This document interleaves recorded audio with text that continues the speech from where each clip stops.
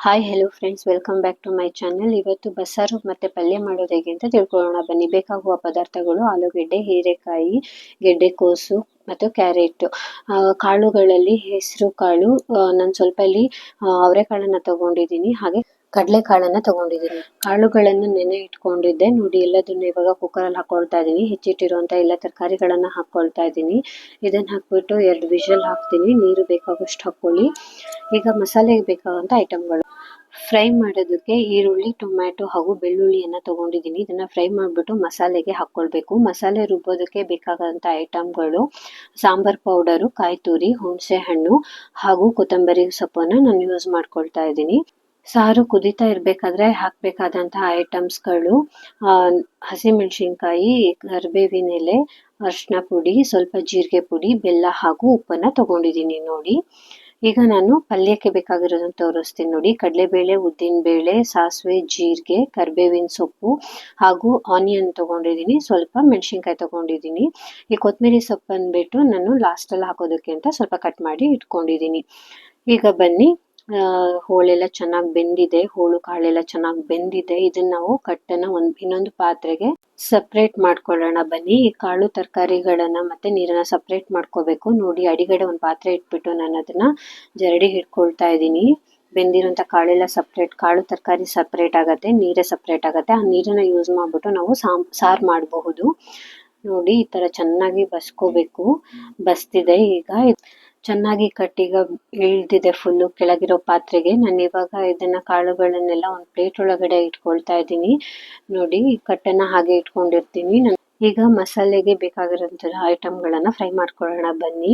Onion, tomato ಮತ್ತೆ ಬೆಳ್ಳುಳ್ಳಿಯನ್ನ ಹುರ್ಕೊಳ್ತಾ ಇದ್ದೀನಿ ನಾನು. ಚೆನ್ನಾಗಿ ಫ್ರೈ ಆದ್ಮೇಲೆ ಮಸಾಲೆ ಐಟಮ್ನ ಹಾಕೊಳ್ತಾ ಇದ್ದೀನಿ ನೋಡಿ. ಒಂದು ಜಾರಲ್ಲಿ ಕೊತ್ತಂಬರಿ ಸೊಪ್ಪು, ಸಾಂಬಾರ್ ಪೌಡರು, ಹುಣಸೆ ಹಣ್ಣು ಎಲ್ಲದನ್ನು ಹಾಕ್ತಾ ಇದ್ದೀನಿ ನೋಡಿ. ಎಲ್ಲ ನೀಟಲ್ಲಿ ಹಾಕೊಳ್ಳಿ. ಆಮೇಲೆ ಅದಕ್ಕೆ ನಾವು ಫ್ರೈ ಮಾಡಿರುವಂತ ಆನಿಯನ್, ಟೊಮ್ಯಾಟೊ ಹಾಗೂ ಬೆಳ್ಳುಳ್ಳಿಯನ್ನ ಅದೇ ಜಾರಿಗೆ ಹಾಕೋಬೇಕು ನೋಡಿ. ಈ ತರ ಹಾಕೊಂಡ್ಬಿಟ್ಟು ಅದಕ್ಕೆ ಬೇಕಾದಷ್ಟು ಹದದಲ್ಲಿ ನೀರನ್ನ ಹಾಕಿ ಚೆನ್ನಾಗಿ ಮಿಕ್ಸಿ ಮಾಡ್ಕೋಬೇಕು ನೋಡಿ. ಬೇಕಾದಷ್ಟು ನೀರನ್ನ ಹಾಕ್ತಾ ಇದ್ದೀನಿ ನೋಡಿ. ಚೆನ್ನಾಗಿ ಗ್ರೈಂಡ್ ಮಾಡ್ಕೊಳ್ತೀನಿ ನಾನು. ಚೆನ್ನಾಗಿ ಗ್ರೈಂಡ್ ಆದ್ಮೇಲೆ ಇದನ್ನ ಸ್ವಲ್ಪ ನಾನು ಪಲ್ಯಕ್ಕೆ ಹಾಕೊಳ್ತಾ ಇದ್ದೀನಿ ಮಸಾಲೆಯನ್ನ. ಇದು ಟೇಸ್ಟ್ ಚೆನ್ನಾಗಿ ಕೊಡುತ್ತೆ, ಪಲ್ಯದ ಟೇಸ್ಟು. ಹಾಗೆ ನೋಡಿ, ಈಗ ನಾನು ತೆಗೆದಿಟ್ಕೊಂಡಿರೋ ಕಟ್ಟಿನ ನೀರಿಗೆ ಆ ಮಸಾಲೆಯನ್ನ ಮಿಕ್ಸ್ ಮಾಡ್ಕೊಳ್ತಾ ಇದ್ದೀನಿ ಚೆನ್ನಾಗಿ. ಜಾರಲ್ಲಿರೋದನ್ನು ಕೂಡ ನಾನು ವಾಶ್ ಮಾಡಿ ಅದಕ್ಕೆ ಹಾಕೊಳ್ತಾ ಇದ್ದೀನಿ ನೋಡಿ. ಚೆನ್ನಾಗಿ ಮಿಕ್ಸ್ ಮಾಡಿ ಅದನ್ನ ಕುದಿಯೋದಕ್ಕೆ ಬಿಡಿ. ಸ್ವಲ್ಪ ನೀರು ಆ್ಯಡ್ ಮಾಡ್ಕೊಳ್ಳಿ. ನಿಮಗೆ ಸಾರು ಯಾವ ಕನ್ಸಿಸ್ಟೆನ್ಸಿಯಲ್ಲಿ ಬೇಕೋ ಅಷ್ಟು ನೀರನ್ನು ಆ್ಯಡ್ ಮಾಡ್ಕೊಳ್ಬೇಕು ನೋಡಿ. ಹೀಗೆ ಈಗ ನಾನು ಕುದಿಯೋದಕ್ಕೆ ಬೇಕಾದಂಥ ಪದಾರ್ಥಗಳನ್ನ ಹಾಕಿದ್ದೀನಿ. ಚೆನ್ನಾಗಿ ಇದನ್ನ ಮಿಕ್ಸ್ ಮಾಡಿ ಕುದಿಯೋದಕ್ಕೆ ಬಿಡಿ. ಹಾಗೆ ಇವಾಗ ನಾವು ಪಲ್ಯನ ಹೇಗೆ ಮಾಡೋದು ನೋಡೋಣ ಬನ್ನಿ. ಪಲ್ಯಕ್ಕೆ ಒಂದು ಬಾಣಲಿಯನ್ನ ಇಟ್ಬಿಟ್ಟು ಬೇಕಾದಷ್ಟು ಪ್ರಮಾಣದಲ್ಲಿ ಎಣ್ಣೆನ ಹಾಕ್ಕೊಳ್ತಾ ಇದ್ದೀನಿ.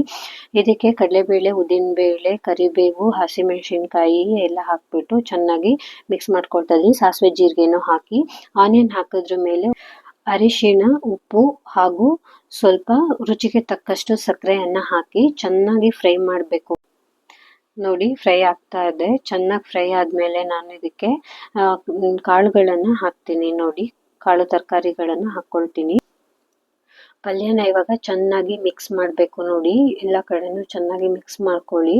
ಎಲ್ಲ ಕಡೆನೂ ನೀಟಲ್ಲಿ ಉಪ್ಪು ಎಲ್ಲ ಹಿಡ್ಕೊಳತ್ತೆ ನೋಡಿ. ನೀಟಲ್ಲಿ ಮಿಕ್ಸ್ ಮಾಡ್ತಾ ಇದ್ದೀನಿ. ನಾನು ಇದಕ್ಕೆ ಇವಾಗ ಸ್ವಲ್ಪ ಕಾಯಿ ತುರಿಯನ್ನು ಹಾಕೊಳ್ತಾ ಇದ್ದೀನಿ. ಸ್ವಲ್ಪ ಕಾಯಿ ತುರಿಯನ್ನು ಹಾಕಿದ್ರೆ ಸ್ವಲ್ಪ ಟೇಸ್ಟ್ ಚೆನ್ನಾಗಿ ಕೊಡುತ್ತೆ ಅಂದ್ಬಿಟ್ಟು ಇದಕ್ಕೆ ಸ್ವಲ್ಪ ಕೊತ್ತಂಬರಿ ಸೊಪ್ಪನ್ನು ಹಾಕ್ತಾ ಇದ್ದೀನಿ. ಕೊತ್ತಂಬರಿ ಸೊಪ್ಪು ನಾನು ಸಾರಿಗೂ ಹಾಕ್ತಾ ಇದ್ದೀನಿ. ಪಲ್ಯಕ್ಕೆ ನಾನು ಲಿಂಬೆ ಹಣ್ಣನ್ನು ಹಾಕೊಳ್ತಾ ಇದ್ದೀನಿ. ಇದು ಪಲ್ಯದ ಟೇಸ್ಟನ್ನು ತುಂಬ ಚೆನ್ನಾಗಿ ಕೊಡುತ್ತೆ ನೋಡಿ. ಈ ಥರ ಚೆನ್ನಾಗಿ ನಾನು ಮಿಕ್ಸ್ ಮಾಡ್ಕೊಳ್ತಾ ಇದ್ದೀನಿ ನೋಡಿ. ಸಾರು ಮತ್ತು ಪಲ್ಯ ರೆಡಿ ಆಗಿದೆ.